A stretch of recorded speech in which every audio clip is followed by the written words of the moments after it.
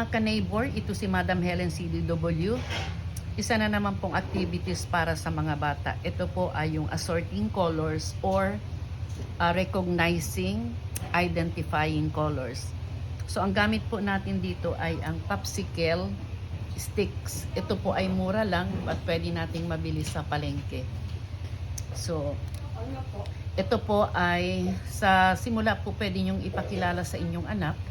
Halimbawa katulad po nito, this is green, orange, yellow, blue, violet, and red. So ipapakita po natin sa ating anak kung paano natin ito i-assort. So ang gagawin po natin, napakilala na natin yung different colors, imimix po natin silang lahat. Ano po? Katulad po nito, pagsamasamahin natin ang iba't ibang kulay. And then i-mix po natin yan. Ayan, rumble. Rumble natin yung popsicle stick. At ang una pong gagawa ay kayo. Kayo po na parents. Ano po, or si mama, si ate, or si kuya. So para po sa susunod na siya na yung kung siya na yung gagawa, matutukoy na rin po niya kung paano niya ito i-assort. So pipiliin ang kulay green. Ayan, lahat ng green ay hahanapin natin at para mapagsama-sama. So tapos na po sa green. Orange. Ayan, orange. Ito po yung orange. Ayan. Ella, ito ang orange. Ayan.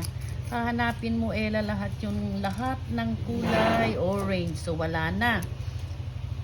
So next is red. Ayan. Ella, ito yung red. Okay. Ayan. Red, red, red. Okay. Tapos na. Next is yellow.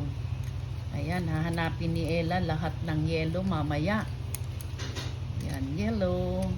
Ayan. Tapos na rin natin ang yellow. Next ay ang violet.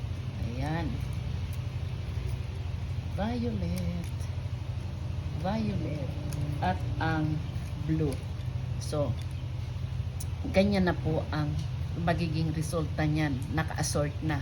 So, the next time na yung anak na ninyo ang gagawa, imimix po ulit ninyo ang lahat ng popsicle sticks.